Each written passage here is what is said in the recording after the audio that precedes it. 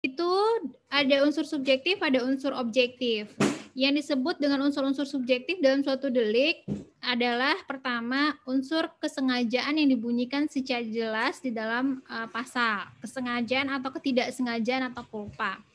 Jadi kalau kita lihat misalnya pasal 338 sebagaimana sudah kita contohkan tadi pembunuhan. Barang siapa dengan sengaja menghilangkan nyawa orang lain. Ada kata-kata dengan sengaja di situ. Itu berarti unsur subjektifnya adalah dolus. Subjektif berarti sesuatu yang berasal dari dalam diri pelaku. Subjektif, dari sesuatu yang unsur itu ada di dalam diri pelaku ketika dia melakukan tindak pidana.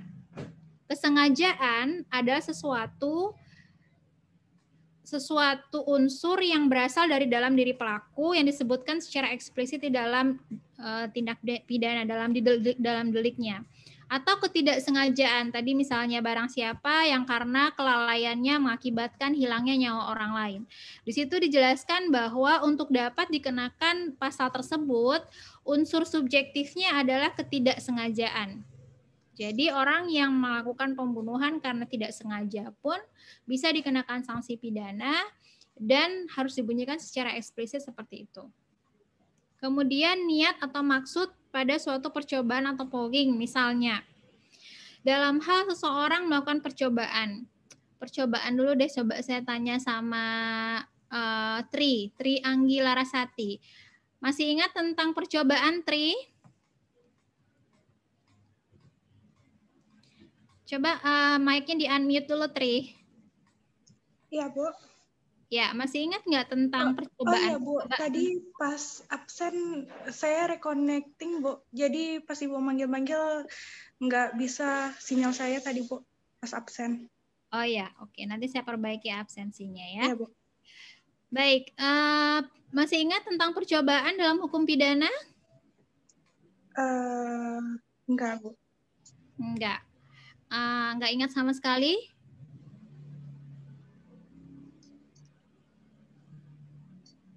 Lupa, Bu. Percobaan aja deh, menurut pemahaman Anda percobaan itu apaan sih? Anda megang KUHP enggak sekarang? Apa, Bu? Megang KUHP enggak? Enggak, Bu. Ya, jadi untuk perkuliahan delik-delik dalam KUHP, Anda harus memegang KUHP di samping Anda. Oke. Baik, coba Hafiz. Hafiz masih ingat tentang percobaan, Hafiz? Baik, ya Bu. Masih ingat nggak tentang percobaan? Mungkin kurang lebih adalah Bu. Ya, kurang lebihnya apa coba disampaikan? Percobaan ini tindakan yang dilakukan pelaku untuk melakukan suatu hal gitu Bu. Coba Hafiz punya KUHP nggak? Ada nih Bu. Coba lihat pasal 53. Sebentar Bu.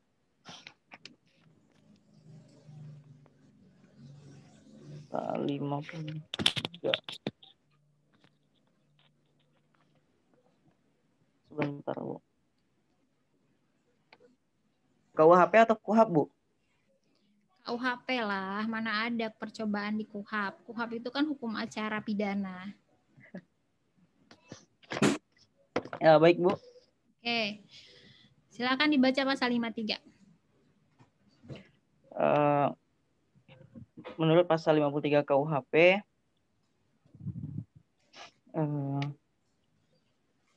supaya percobaan pada kejahatan pelanggaran percobaan pada kejahatan dalam kurung pelanggaran tidak dapat dihukum, maka harus memenuhi syarat-syarat sebagai berikut. Bunyi pasalnya dibunyikan. Oh, pasalnya Bu ya? Iya, itu harus baca apa itu? Habis ini ada buku ini Bu, kalau Apis ada buku delik dalam KUHP Bu. Kalau KUHP-nya sendiri kebetulan sedang enggak sama Apis, sudah enggak Apis pegang gitu sih Bu. Oke, next time kalau kuliah delik-delik bawa KUHP ya. Baik Bu. Baik, Abdi Negara, kamu punya KUHP enggak? Tolong dibaca pasal 53 Abdi. Baik Bu. Jadi pada pasal 53 itu mengenai percobaan, yakni pada ayat 1 itu mencoba melakukan kejahatan dipidana jika niat untuk itu telah nyata dan adanya permulaan dan tidak selesainya pelaksanaan itu bukan semata-mata disebabkan karena kehendaknya sendiri. Oke, bisa tolong dianalisis pasal itu. Pada ayat kedua. Ntar dulu, nggak usah ayat 2-nya, ayat 1. Ayat 1 aja. Ya, Bu. Ayat 1-nya coba dianalisis dan dijelaskan apa itu percobaan melakukan tindak pidana. Jadi maksud pada ayat 1-nya di mana mencoba melakukan kejahatan pidana itu apabila jika niat telah terbukti dan ternyata adanya permulaan pelaksanaan, Bu, dan tidak selesai pelaksanaan itu bukan semata-mata ataupun serta-merta disebabkan karena kehendaknya sendiri, Bu. Oke, berarti pertama ada niat. Niat untuk melakukan tindak pidana. Contoh, melakukan pembunuhan misalnya. Coba kasih contoh kapan dikatakan terjadi percobaan melakukan tindak pidana pembunuhan. Kapan kira-kira? Kalau dari definisi pasal 53 ayat 1. Bagaimana, Bu? Dari definisi pasal 53 ayat 1 tersebut, kapan kira-kira seseorang dapat dikatakan melakukan percobaan tindak pidana pembunuhan misalnya? Baik, Bu. Seseorang dapat dikatakan melakukan percobaan pembunuhan apabila ada niat dari dirinya sendiri serta niatnya niat ngapain? Bagaimana, Bu? Niatnya niat apa? Niat mau ngapain? Niat ingin membunuh, Bu, kepada membunuh. Oke, ada niat untuk Abdi ingin membunuh Brian karena dendam karena pacarnya direbut contohnya gitu. Ada niat untuk membunuh. Oke, pertama harus ada niat dulu. Kemudian apalagi syarat berikutnya? Syaratnya tidak selesainya pelaksanaan ataupun tindakannya, Bu. Sebelum ke situ.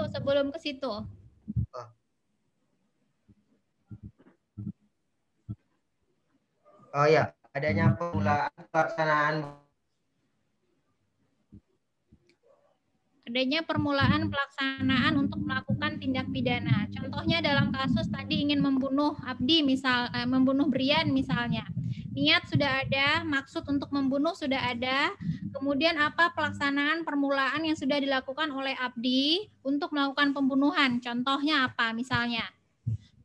Misalnya memasukkan racun ke dalam kopi yang diminum Brian. Ini contoh doang ya untuk membuat ini jadi lebih mudah dipahami.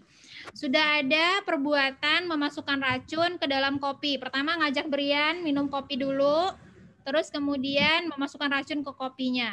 Itu sudah ada permulaan perbuatan. Jadi sudah ada perwujudan niat sudah ada. Kalau hanya sekedar niat, itu nggak bisa dipidana.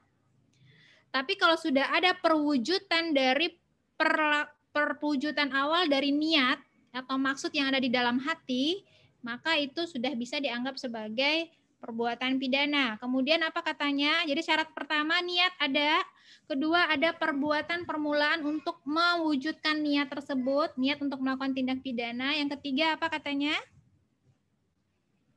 Tidak selesainya pelaksanaan, Bu. Tidak selesainya pelaksanaan karena semata-mata disebabkan karena kehendaknya sendiri, Bu. Bukan karena kehendaknya sendiri kali. Ya, Bu. Oke, jadi niat ada. Niat untuk membunuh sudah ada. Perbuatan permulaan sudah ada. Mengajak Brian minum kopi, memasukkan racun ke dalam kopi. Tapi ternyata pembunuhan tersebut tidak selesai karena sesuatu yang bukan karena diri Abdi sendiri. Jadi misalnya ketika lagi minum, ternyata ada petugas kafe tersebut yang melihat Abdi memasukkan racun dan kemudian dia menemui Abdi dan Anda memasukkan sesuatu ke dalam minuman tersebut dan ternyata ketahuan bahwa itu adalah racun. Jadi tindak pidana pembunuhan itu tidak selesai karena faktor di luar diri pelaku. Berbeda dengan misalnya Abdi tiba-tiba sadar terus nggak jadi kopi yang udah dikasih racun itu, kemudian Abdi buang dan nggak jadi terjadi pembunuhan tersebut. Oke? Jadi dalam hukum pidana, niat yang ada di dalam hati sebagaimana yang ada dalam percobaan tersebut itu juga adalah unsur subjektif. Unsur subjektif yang ada di diri pelaku yang juga mendeterminasi unsur subjektif dalam sebuah delik. Gitu. Jadi unsur subjektif itu bisa kesengajaan bentuknya, bisa ketidaksengajaan atau culpa, bisa juga niat untuk melakukan tindak pidana yang ada di dalam diri pelaku sebagaimana yang disebutkan dalam pasal 53 tersebut. Selanjutnya yang ketiga adalah macam-macam maksud atau oakmark seperti yang terdapat misalnya dalam tindak pidana pencurian. Saya mau minta tolong sama Nurul Faiza. Nurul, kamu punya KUHP? Punya, Bu. Boleh tolong dibantu baca pasal 362? Baik, Bu.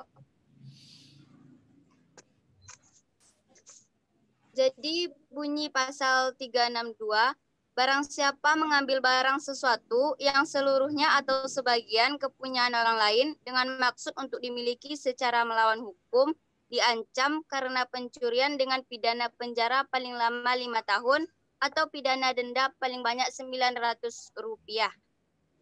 Oke. Jadi dalam tindak pidana pencurian yang diatur di pasal 362 itu ada maksud yang jelas bahwa tujuan mengambil barang orang itu adalah untuk dimiliki. Jadi kalau dia mengambil barang itu bukan tidak untuk dia miliki, itu tidak disebut dengan pencurian. Jadi ada maksud yang secara eksplisit disebutkan dalam pasal yang harus dibuktikan. Jadi kalau Anda jaksa, Anda harus bisa membuktikan maksud dari orang itu mengambil barang adalah untuk dia miliki. Jadi setiap unsur dalam pasal 362 itu nanti kalau Anda adalah jaksa, Anda harus membuktikannya. Termasuk dalam hal ini adalah maksud atau oakmark yang disebutkan dalam pencurian. Maksudnya yang maksud yang ada di dalam jiwa pelaku pada saat dia mengambil barang orang itu adalah untuk dia miliki. Gitu. Itu harus dibuktikan juga. Selanjutnya ada merencanakan terlebih dahulu atau forbedachterat seperti yang terdapat dalam kejahatan pembunuhan menurut pasal 340. Bisa minta tolong sama Sarah Ramadhani untuk baca pasal 340, Sarah? Bisa, Bu. Yakni barang siapa yang sengaja dengan rencana terlebih dahulu yang mengakibatkan hilangnya nyawa seseorang, kemudian pertanggungjawabannya dengan hukuman pidana mati atau seumur hidup atau paling lama 20 tahun. Oke, dalam pasal 340 atau tentang pembunuhan berencana ini, di samping unsur subjektifnya adalah dengan sengaja, sebagaimana sebagaimana salah satu unsur subjektif kesengajaan yang di atas nomor 1, dia juga menyebutkan unsur subjektif lainnya adalah dengan merencanakan terlebih dahulu. Itu juga adalah unsur subjektif yang ada di dalam diri pelaku. Perencanaan itu kan ada di kepala orang. Misalnya tadi Abdi ingin melakukan pembunuhan terhadap Brian. Perencanaan yang dilakukan oleh Abdi itu dengan kayaknya gue pertama harus ngundang dia dulu nih minum-minum kopi. Enaknya di mana ya, kafe mana ya yang sepi ya, terus kayaknya perlu beli racun dulu. Beli racunnya di mana? Nah, perencanaan itu ada di kepalanya si pelaku. Itu adalah unsur subjektif yang juga perlu dibuktikan oleh jaksa penuntut umum ketika dia menuntut seseorang melakukan pembunuhan berencana. Di samping dia harus membuktikan kesengajaan, jadi dengan sengaja dan direncanakan terlebih dahulu, itu berarti dua-duanya perlu Anda buktikan. Kesengajaannya perlu Anda buktikan kalau Anda jaksa, dan direncanakan terlebih dahulu juga harus dibuktikan. Bagaimana membuktikannya? Ya dengan perbuatan-perbuatan nyata yang ditunjukkan dalam perbuatan awal yang dilakukan oleh si pelaku tadi. Nah, jadi direncanakan juga adalah unsur subjektif yang perlu dibuktikan. Selanjutnya, perasaan takut atau fresh seperti yang terdapat dalam rumusan tindak pidana menurut pasal 308. Saya mau minta tolong kepada Divani. Divani punya KUHP? Punya, Bu. Boleh tolong dibantu baca pasal 308 KUHP? Oh, baik. Pasal 308 KUHP. Jika seorang ibu karena takut akan diketahui orang tentang kelahiran anaknya, tidak lama sesudah melahirkan, menempatkan anaknya untuk ditemukan atau meninggalkannya dengan maksud untuk melepaskan diri daripadanya, maka maksimum pidana tersebut dalam pasal 305 dan 306 dikurangi separuh. Oke. Dalam hal ini, pasal 308 menjelaskan bahwa seorang ibu yang baru melahirkan, kemudian karena perasaan takut diketahui oleh orang lain, dia meninggalkan anaknya supaya ditemukan oleh orang lain. Nah, dalam hal ini yang difikirkan oleh pembuat undang-undang adalah seorang ibu yang secara psikologis setelah melahirkan itu dia tidak stabil. Rasa takutnya diketahui oleh orang lain membuat psikologinya tertekan sehingga sanksi pidananya menjadi lebih rendah daripada sekedar pembunuhan misalnya. Jadi fresh atau perasaan takut pun merupakan unsur subjektif yang perlu Anda buktikan kalau Anda jaksa untuk menuntut seseorang yang pasal 308. Nah, unsur subjektif relatif sangat sulit untuk dibuktikan sebenarnya karena dia ada di dalam kepala dan hati si pelaku. Bagaimana membuktikan unsur subjektif? Dia terwujud dari perilakunya si pelaku itu sendiri. Dari kemudian kita juga melihat unsur-unsur objektif. Nah, ini yang kemudian dijelaskan dalam teori bahwa delik itu ada unsur subjektif, ada unsur objektif. Unsur objektif pertama adalah sifat melawan hukum atau wadarik talik had. Wadarik talik had adalah perbuatan yang melawan hukum. Jadi ada sebuah ketentuan dan kemudian perbuatan itu bertentangan dengan aturan tersebut. Itu melawan hukum. Wadarik talik had akan kita bahas juga nanti.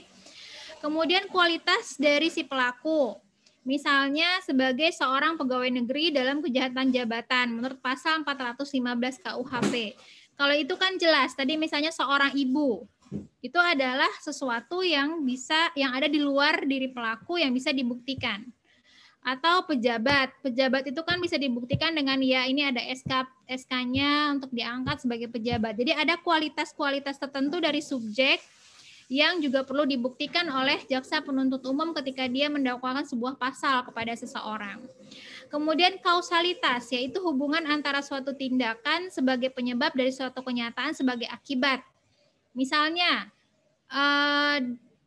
apakah memang benar si A itu mati karena dimasukkan racun ke dalam minumannya?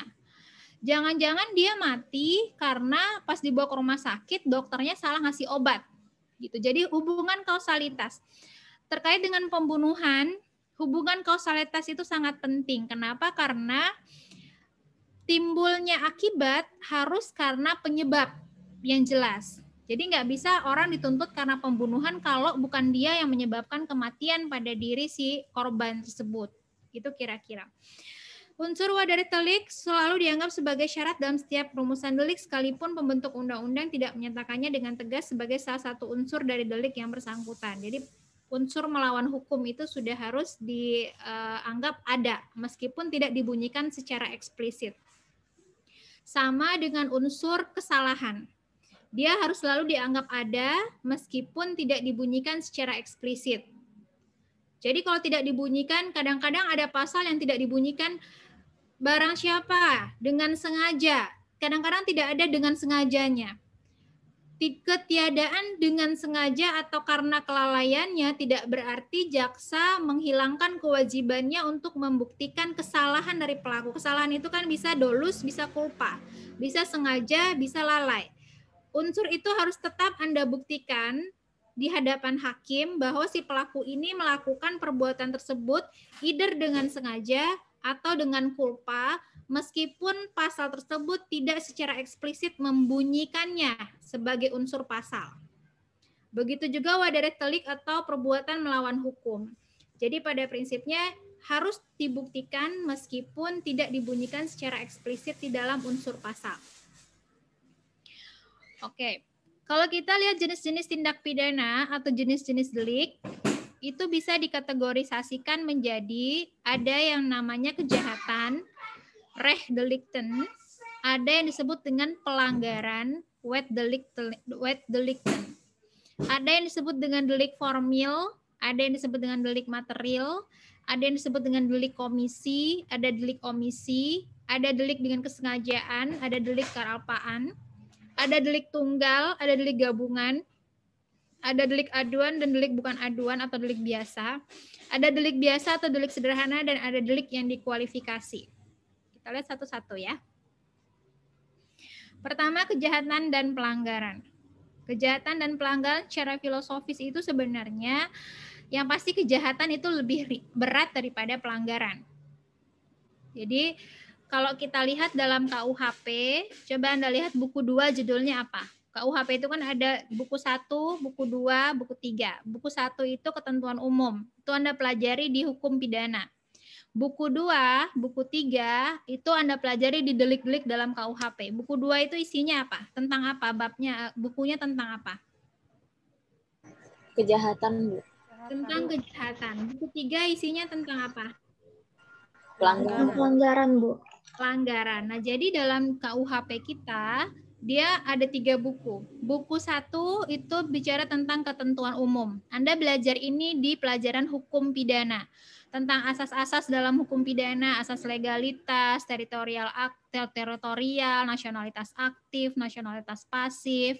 Kemudian bicara tentang sanksi pidana, pidana pokok, pidana tambahan.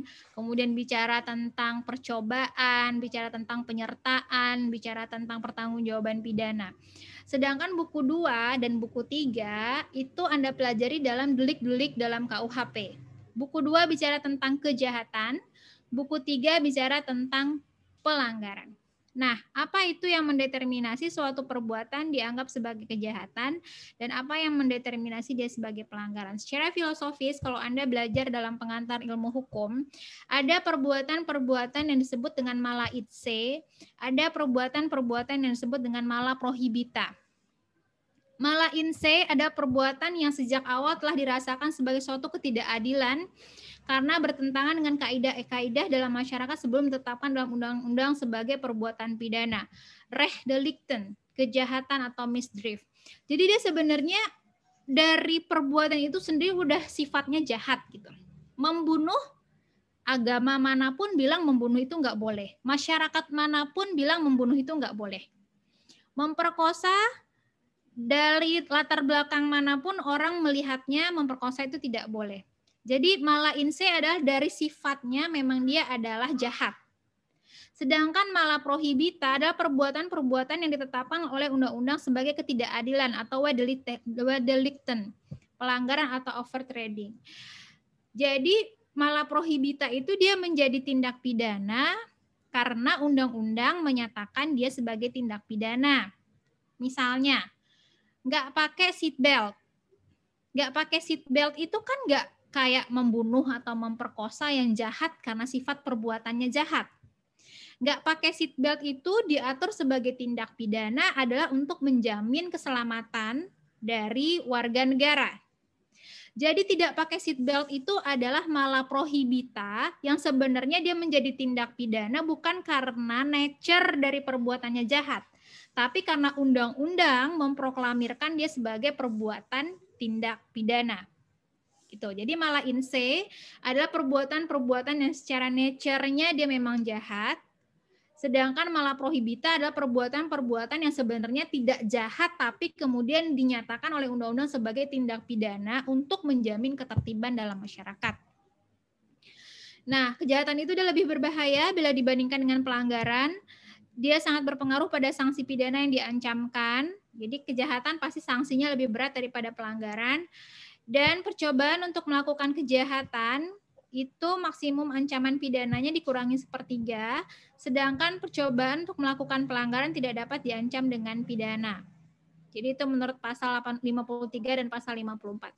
Percobaan untuk melakukan kejahatan, sanksi pidananya dikurangi 1/3, dari ancaman pidana pokoknya. Jadi kalau misalnya ancaman pidana melakukan pembunuhan itu adalah 15 tahun, kalau percobaan melakukan pembunuhan maka ancaman maksimalnya menjadi 10 tahun. Tapi ancaman terhadap percobaan melakukan pelanggaran itu nggak ada. Jadi melakukan pelanggaran masih percobaan, nggak ada sanksinya. Oke, meskipun dalam hukum Indonesia tidak selalu kejahatan itu adalah mala in se dan pelanggaran itu adalah selalu mala prohibita, ini hanya untuk menggambarkan bahwa kebanyakan kejahatan itu adalah mala in se, sedangkan pelanggaran itu adalah mala prohibita. Namun tidak selalu seperti itu. Karena dalam rancangan KUHP kita sudah tidak ada lagi pembedaan antara kejahatan dan pelanggaran. Jadi kejahatan dan pelanggaran ini hanya ada dalam KUHP kita sekarang. Tapi kalau rancangan Kitab Undang-Undang Hukum Pidana yang sedang diwacanakan oleh pemerintah itu disahkan, maka tidak ada lagi perbedaan antara kejahatan dan pelanggaran. Baik, selanjutnya adalah delik formil dan delik material. Delik formil adalah delik yang menitikberatkan pada tindakan, sedangkan delik material itu adalah delik yang menitikberatkan pada akibat. Kita ke delik material dulu ya. Delik material yang menitikberatkan pada akibat. Jadi di dalam pasalnya itu yang diatur adalah akibatnya. Contohnya pasal 338 KUHP yang tadi sudah dibacakan oleh teman Anda. Barang siapa sengaja merampas nyawa orang lain diancam karena pembunuhan dengan pidana penjara paling lama 15 tahun.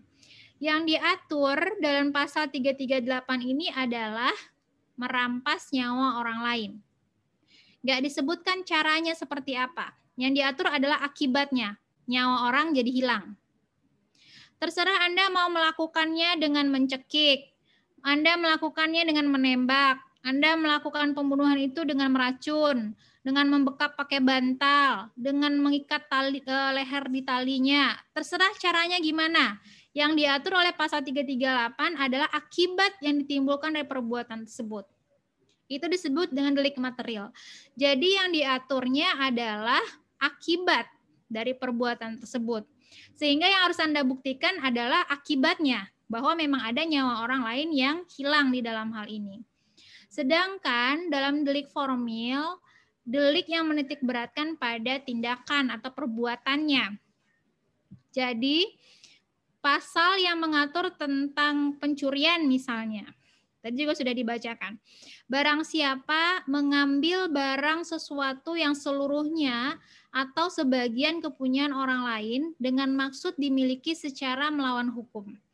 Nah, di sini kan yang diatur adalah perbuatan mengambil barang sesuatu yang seluruh atau sebagiannya milik orang lain. Mengambil itu adalah perbuatan aktif. Harus jelas ada proses mengambil. Sesuatu yang di luar kekuasaannya diambil, baik dengan tangan secara langsung, dengan tali, dengan whatever means-nya. Tapi yang diatur itu adalah perbuatannya, perbuatan mengambilnya, perbuatan nyata mengambilnya. Itu delik formil. Delik formil menekankan pada perbuatan, artinya pasal tersebut mengatur unsur tentang perbuatan. Sedangkan delik material ada delik yang menitikberatkan pada akibat, yang artinya pasal tersebut menekankan atau menyatakan unsur akibat yang harus dibuktikan oleh jaksa penuntut umum di persidangan. Gitu. Selanjutnya adalah delik komisi dan delik omisi. Delik komisi adalah melakukan perbuatan yang dilarang dalam undang-undang. Sedangkan delik omisi adalah tidak melakukan perbuatan yang diwajibkan atau diharuskan oleh undang-undang. Kalau komisi banyak dalam KUHP kita. Dilarang melakukan pembunuhan. Kalau dilakukan maka dia dikenakan sanksi pidana. Dilarang melakukan pemerkosaan, dilarang melakukan korupsi, dilarang melakukan penghinaan, dilarang melakukan makar, pencurian, semuanya perbuatan-perbuatan yang dilarang. Yang apabila dilakukan dapat dikenakan sanksi pidana. Komisi berarti secara aktif melakukan sesuatu yang dilarang. Sedangkan delik omisi adalah tidak melakukan. Jadi simply dia tidak melakukan. Jadi dia diam aja. Dia diam aja tapi kemudian bisa kena sanksi pidana yang disebut dengan delik omisi. Kalau dia diwajibkan untuk melakukan sesuatu. Misalnya Pasal 224 KUHP, barang siapa dipanggil sebagai saksi, ahli atau juru bahasa menurut undang-undang dengan sengaja tidak memenuhi suatu kewajiban yang menurut undang-undang harus dipenuhinya. Dalam hal ini dia punya kewajiban untuk hadir di persidangan. Tapi dengan dia tidak hadir, jadi dan simply dia tidak melakukan apa-apa atas kewajiban itu, maka juga bisa dikenakan sanksi pidana. Itu namanya delik omisi. Tapi kebanyakan delik-delik dalam KUHP kita adalah delik komisi. Kebanyakan disebutkan dilarang melakukan ini, dilarang melakukan ini. Jadi perbuatannya aktif. Delik omisi ada tapi tidak terlalu banyak. Delik omisi tidak melakukan perbuatan yang diwajibkan atau yang diharuskan oleh undang-undang. Selanjutnya adalah delik kesengajaan dan kealfaan. Ini sudah kita bahas juga tadi. Contohnya adalah pasal 338. Barang siapa sengaja merampas nyawa orang lain. Kesengajaan berarti dia menghendaki bentuk kesalahan berupa kesengajaan. Kesengajaan dia berarti mengetahui perbuatan tersebut dapat mengakibatkan suatu akibat tertentu. Dan dia menghendaki akibat tersebut. Jadi dia tahu akibat perbuatannya itu dapat mengakibatkan nyawa orang lain hilang. Dan dia menghendaki bahwa nyawa orang lain itu menjadi hilang. Kemudian ada delik kealpaan. Dia menghendaki bentuk kesalahan berupa kealfaan dalam rumusan delik. Jadi dalam pasal 359 misalnya barang siapa karena kealfaannya menyebabkan matinya orang lain. Jadi untuk bisa dikenakan pasal 359 ini haruslah kesalahannya berupa ketidaksengajaan atau kealfaan. Kemudian ada delik tunggal, ada delik gabungan. Delik tunggal yaitu delik yang pelakunya dapat dipidana hanya dengan satu kali saja melakukan perbuatan yang dilarang atau tidak melakukan perbuatan yang diwajibkan. Tadi contohnya yang gampang pasal 338. Satu kali perbuatan menghilangkan nyawa orang lain sudah dianggap sebagai pembunuhan. Ada juga yang disebut dengan delik gabungan. Dari segi objektif, perbuatan-perbuatan pelaku yang relevan satu sama lain dari segi subjektif melihatkan motivasi dari pelaku, motivasi yang sama untuk melakukan tindak pidana. Contohnya, pasal 269, barang siapa yang pencahariannya atau kebiasaannya yaitu dengan sengaja menghubungkan atau memudahkan perbuatan cabul dengan orang lain. Dalam konteks pasal 259, seseorang itu bisa dikenakan, ini mucikari ya, karena sebagai pencahariannya atau kebiasaannya. Berarti perbuatan itu dilakukan berulang-ulang kali untuk bisa dikenakan pasal 296. Nggak bisa hanya sekali kemudian bisa dikenakan pasal 296. Jadi harus ada rentetan peristiwa yang menyatakan bahwa perbuatan dia memudahkan perbuatan cabul itu adalah sebagai mata pencaharian. Berarti dia setiap hari kerjanya memang itu gitu. Dan sebagai kebiasaan, berarti dia sudah melakukannya berulang-ulang kali sebagai kebiasaan. Atau pasal 379A KUHP, barang siapa menjadikan sebagai mata pencaharian atau kebiasaannya membeli barang-barang dengan maksud supaya ia sendiri atau orang lain mendapat barang-barang itu tanpa pembayaran seluruhnya. Jadi biasa misalnya nyicil nanti dibayar tapi terus nggak dibayar, nyicil terus nggak dibayar. Nah itu sebagai kebiasaan. Ini yang biasa nunggak tunggakan kos, biasa tunggakan di tempat mandeh misalnya. Nah ini pasalnya 379A ini sebagai kebiasaannya. Jadi kebiasaan membeli barang dengan maksud supaya barang-barang itu nggak jadi dibayar seluruhnya. Terus ada delik biasa dan delik aduan. Delik biasa ini melakukan proses hukum terhadap perkara-perkara tersebut tidak dibutuhkan pengaduan. Jadi contohnya pembunuhan. Polisi bisa langsung memproses sebuah perkara pidana pembunuhan tanpa harus ada aduan dari korban. Misalnya sekedar polisi mendapatkan informasi terjadi pembunuhan, polisi langsung bisa memproses kasus pembunuhan tersebut. Sedangkan ada delik aduan, yaitu delik yang membutuhkan pengaduan untuk memproses perkara tersebut. Contohnya delik penghinaan. Delik penghinaan pasal 310 itu hanya bisa diproses kalau ada aduan dari pihak yang merasa terhina. Jadi misalnya Abdi melakukan penghinaan terhadap Nurul misalnya. Yang bisa merasakan terhina itu kan adalah Nurul. nggak bisa kemudian yang mengadukan ke polisi itu adalah Hafiz. Kalau misalnya Hafiz suka sama Nurul misalnya, itu saya aja deh yang ngaduin ke polisi, nggak bisa. Harus yang bersangkutan. Yang merasakan seseorang terhina itu ya diri dia sendiri. Makanya delik penghinaan itu adalah bersifat aduan. Harus ada aduan dulu dari korban, baru kemudian oke, udah matang. Ntar dulu kakak.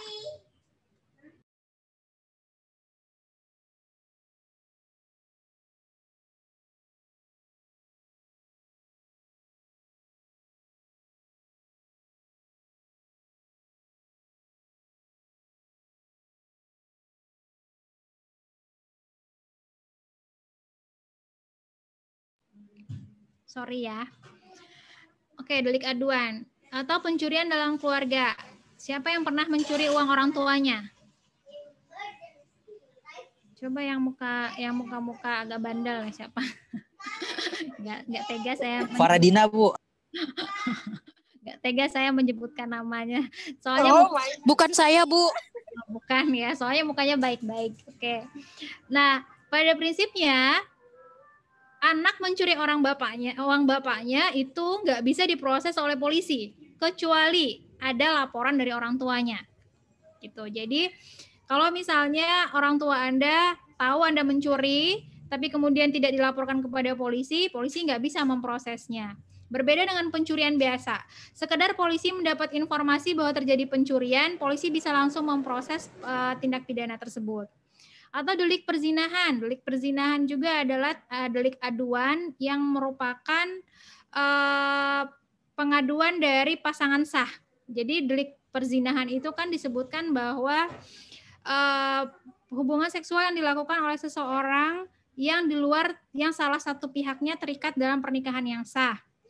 Ketika misalnya misal contoh suami saya melakukan perzinahan dengan seseorang, yang bisa mengadukan perzinahan suami saya adalah saya, pasangan sah dari orang yang berzina. Gitu. Nauzubillah min dzalik ya, mudah-mudahan enggak. Oke, lanjut berikutnya adalah delik sederhana dan delik terkualifikasi. Delik sederhana itu adalah delik biasa, delik pembunuhan. Misalnya pasal 338, barang siapa dengan sengaja menghilangkan nyawa orang lain. Delik terkualifikasi ada tambahan unsur di luar delik biasa. Contohnya pasal 340, barang siapa dengan sengaja dan direncanakan terlebih dahulu. Jadi delik biasanya adalah menghilangkan nyawa orang lain dengan sengaja. Tapi kemudian ada tambahan unsur, maka dia menjadi delik terkualifikasi. Gitu. Jadi delik yang ada tambahan unsur lain dari tindak pidana yang biasa. Gitu. Atau misalnya pembunuhan yang dilakukan oleh ibu kepada anaknya. Pada prinsipnya, barang siapa dengan sengaja menghilangkan nyawa orang lain. Tapi ada kualifikasi tertentu. Terkualifikasinya adalah seorang ibu dan korbannya adalah anak. Gitu. Jadi itu delik terkualifikasi contohnya. Yang ada kualifikasi khusus atau delik yang dikualifisir juga ada istilah seperti itu dalam buku-buku. Ada delik yang biasa, ada delik yang terkualifikasi atau yang dikualifisir. Ada tambahan unsur lain dari delik biasa. Oke. Kita masuk kepada delik yang ditujukan kepada orang. Delik yang ditujukan kepada orang itu juga bisa dideterminasi menjadi pertama delik terhadap nyawa orang atau pembunuhan. Pasal 338 dan pasal 350. Ntar dulu sebelum saya masuk ke delik pembunuhan, ada yang mau bertanya dulu terkait dengan penggolongan delik-delik tadi? Ada, Bu. Brian, ya Brian. Brian, Iya, kamu di mana sih, di bawah pohon kelapa gitu? Iya, Bu. Saya memang tinggal di di PT Kebun Kelapa Sawit. Jadi ini di perbukitan posisinya, Bu, nyari jaringan. Itu pohon kelapa sawit ya? Iya, Bu. Oh, emang kelapa sawit bisa setinggi itu ya? Bahkan bisa lebih tinggi dari ini, Bu. Oh, saya taunya kelapa sawit itu pendek-pendek. Di mana, di Pasaman? Oh, sekarang di Bu? Di Muarobungo, daerah Muarobungo. Tapi jauh dari Muarobungonya, Bu. Oh, Di daerah dusunnya, Bu. Oke, Brian, apa yang mau ditanya, Brian? Nah, tadi kan ada tuh mengenai tentang delik aduan. tentang penghinaan. Ada beberapa kasus yang baru-baru Brian tahu, Bu, tentang kasus Abu Janda dengan Natalius Pigai, Bu. Ini kan apa namanya? Abu Janda ini disangkakan melakukan penghinaan terhadap Natalius Pigai. Nah, kalau seperti yang Ibu katakan tadi, seharusnya dari delik aduan yang boleh mengadukannya adalah Natalius Pigai sebagai orang yang merasa terhina. Namun yang Brian tahu yang mengadukan kasus itu, Bu, bukan Natalius Pigainya, Bu. Orang lain itu gimana, Bu? Ya, karena dia lebih yang diprosesnya adalah penghinaan terhadap agamanya, kan? Nah, kalau penghinaan terhadap agama itu tidak lagi termasuk dalam delik penghinaan sebagaimana yang kita bahas dalam delik aduan. Kalau penghinaan terhadap agama dia ada delik sendiri yang bisa diproses tanpa harus ada aduan dari korban penghinaan.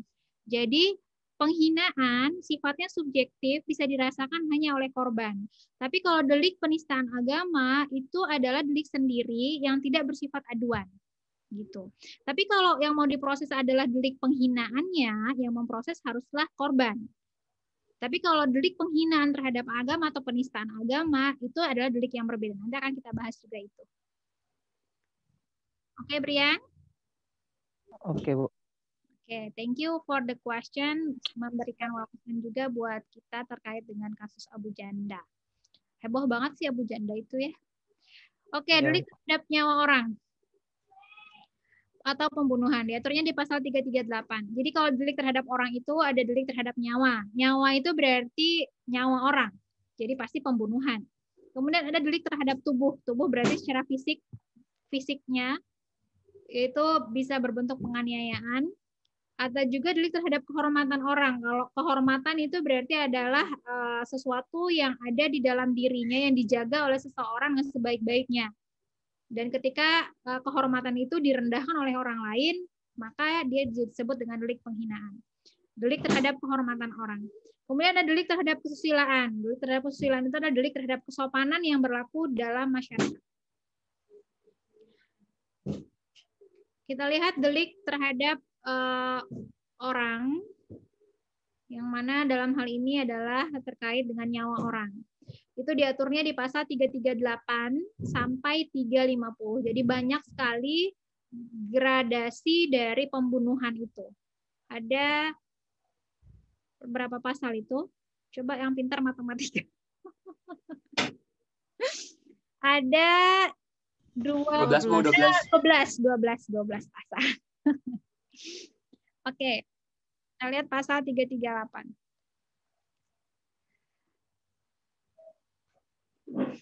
Ada pembunuhan dilakukan dengan sengaja dan pembunuhan dilakukan dengan kelalaian. Kelalaian ini cuma satu sih pasal 359. Yang lainnya pasal yang terkait dengan pembunuhan yang dilakukan dengan sengaja.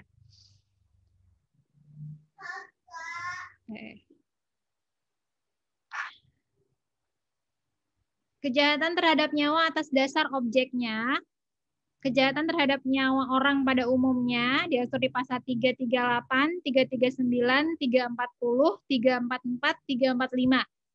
Kejahatan terhadap nyawa bayi pada saat atau tidak lama setelah dilahirkan itu pasal 341 sampai 343. Dan kejahatan terhadap nyawa bayi yang masih dalam kandungan atau janin pasal 346 sampai 349. Nah, jadi menghilangkan nyawa ini pada prinsipnya ada yang objeknya adalah semua orang, manusia pada umumnya. Ada juga nyawa bayi yang sudah lahir, baru lahir, atau kandungan atau janin yang masih di dalam perut.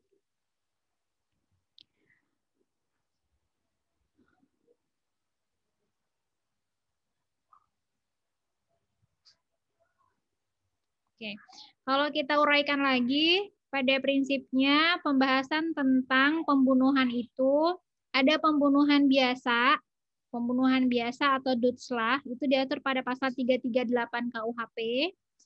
Kemudian pasal 339 itu membahas pembunuhan yang diikuti, disertai, atau didahului oleh tindak pidana lain, pasal 339. Kemudian ada pembunuhan berencana atau mort, pasal 340.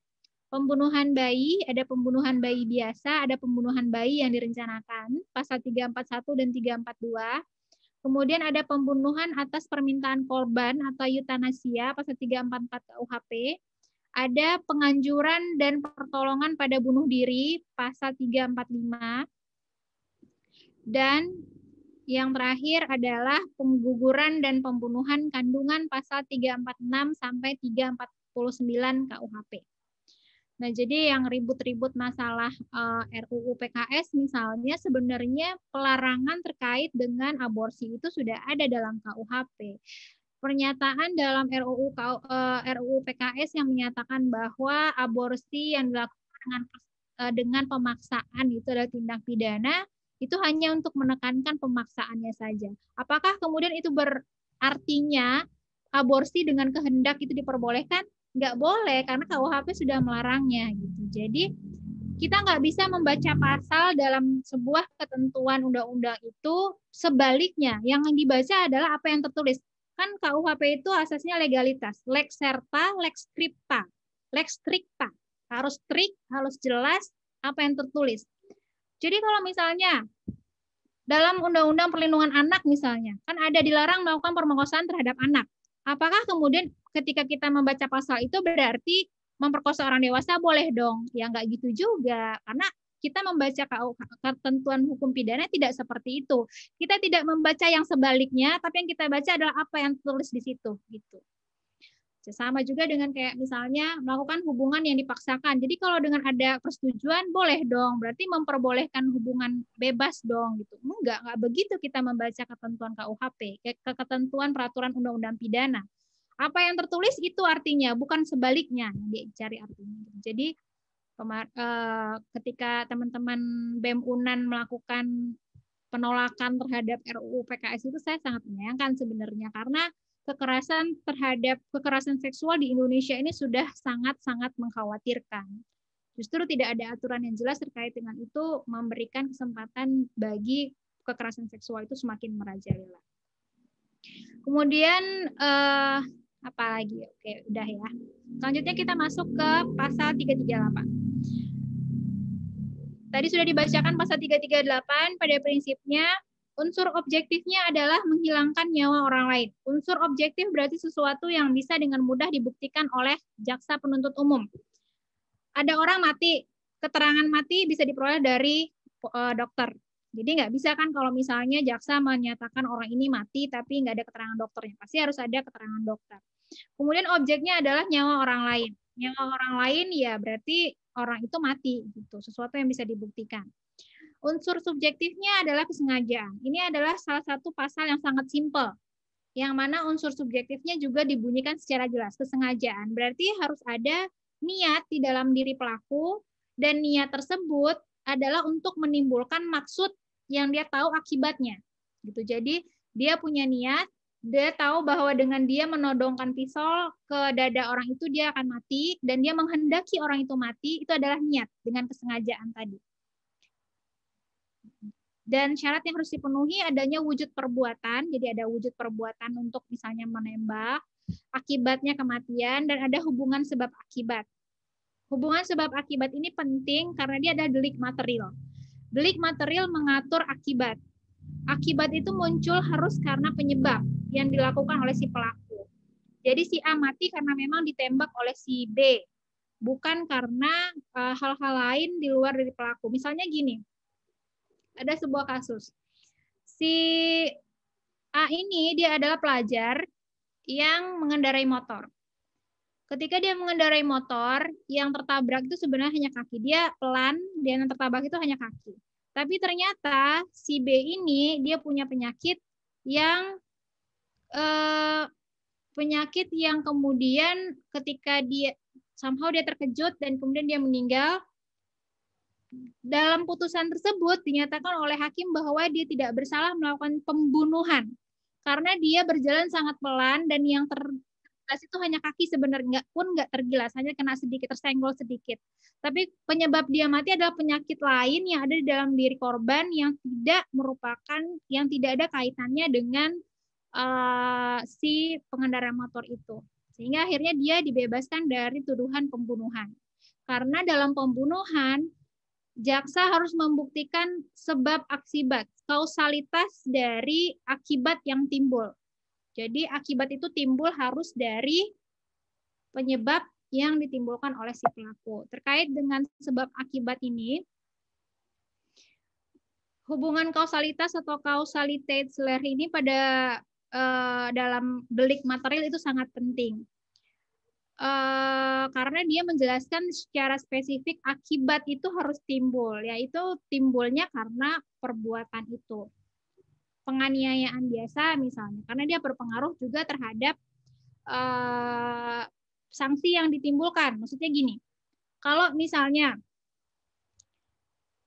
perbuatan dia melakukan pemukulan terhadap si B, itu ternyata hanya mengakibatkan dia luka-luka ringan, maka dia nggak bisa kita sebut sebagai pembunuhan. Kita sebutnya sebagai penganiayaan. Jadi pendeterminasian kausalitas ini juga akan berpengaruh terhadap sanksi pidana yang dijatuhkan kepada si pelaku tindak pidana. Kalau kita lihat secara teori, ajaran kausalitas ini pada umumnya mempermasalahkan seberapa jauh suatu tindakan itu dapat dipandang sebagai penyebab dari suatu keadaan. Seberapa jauh suatu keadaan itu dapat dipandang sebagai suatu akibat dari suatu tindakan, dan sampai di mana seseorang yang telah melakukan tindakan tersebut dapat diminta pertanggungjawabannya menurut hukum pidana. Ada 3 teori terkait dengan sebab akibat. Ini saya pikir sudah belajar dalam hukum pidana. Ada teori conditio sine qua non, ada teori yang mengindividualisir, ada teori yang menggeneralisir. Contohnya gini, si A dipukul oleh si B. Kemudian si C yang menyaksikan kejadian tersebut menelpon rumah sakit. Ternyata datang ambulans.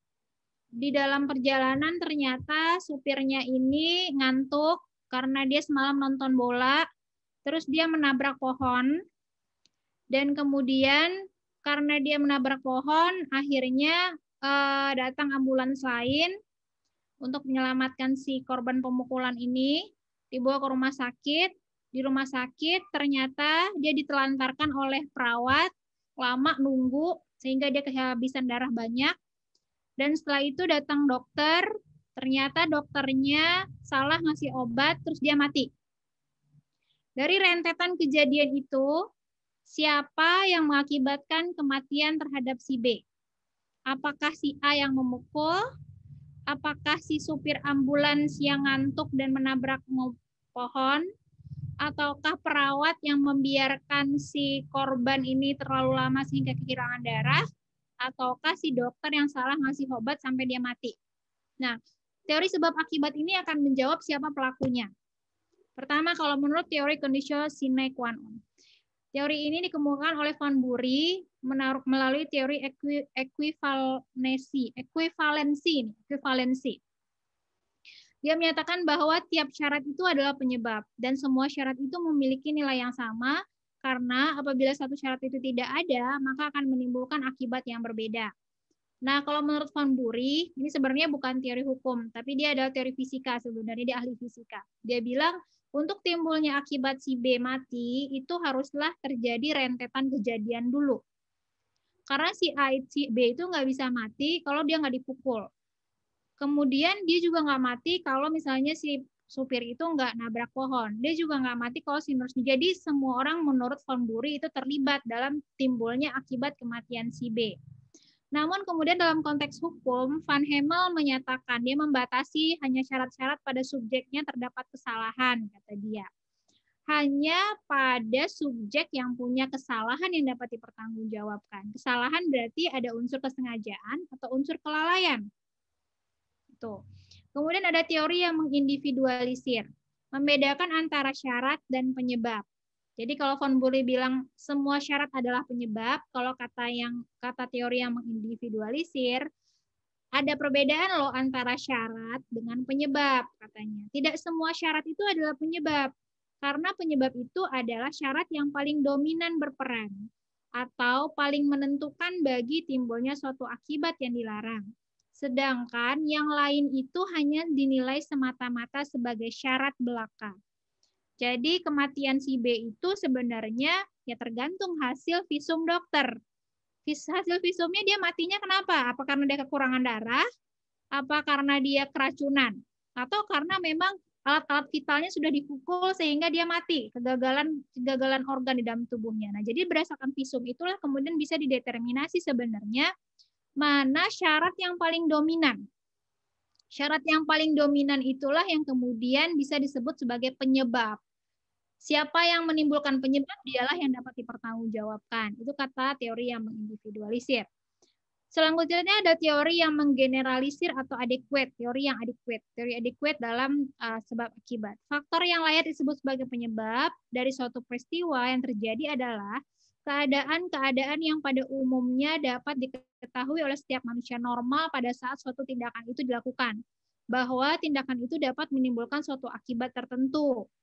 Jadi haruslah hal yang paling adequate, hal yang paling sesuai yang menimbulkan akibat tersebut. Kayak misalnya in the first place, si B ini nggak akan sampai ke rentetan kejadian itu kalau dia nggak dipukul. Itu contohnya. Jadi ada perbedaan teori terkait dengan teori sebab akibat, tapi biasanya yang dipakai adalah teori adequate atau teori yang mengindividualisir bahwa nggak semua syarat itu adalah penyebab, hanya syarat yang paling dominan dan syarat yang paling adequate yang menimbulkan akibatlah yang menjadi penyebab. Oke, sampai pasal 338 dulu, ada yang mau dibahas? Terkait dengan pembunuhan. Kalau nggak ada, saya mau sudahi dulu pertemuan kita ini, karena di saya udah mau maghrib. Jadi, dan saya juga udah ngos-ngosan sebenarnya. Jadi kita tutup dulu ya pertemuan kita ini. Mudah-mudahan kita bisa diskusi lagi 2 minggu lagi. Minggu depan kita belajar lewat iLearn. Dan 2 minggu lagi kita ketemu insya Allah via Zoom. Jadi saya minta ketika Anda mengerjakan tugas, tolong dikerjakan dengan sebaik-baiknya. Sehingga minggu depan, 2 minggu lagi ketika kita ketemu itu kita lebih banyak berdiskusi terkait dengan apa yang Anda kerjakan. Itu instead of saya menerangkan. Baik, saya tutup pertemuan kita ini dengan mengucapkan hamdalah, alhamdulillahirabbil alamin. Semoga apa yang kita lakukan menjadi amal ibadah bagi kita semua dan semoga bermanfaat juga. Assalamualaikum semuanya. Waalaikumsalam. Waalaikumsalam warahmatullahi wabarakatuh. Terima kasih, Bu. Terima kasih, Bu. Waalaikumsalam, makasih, Bu. Thank you semuanya.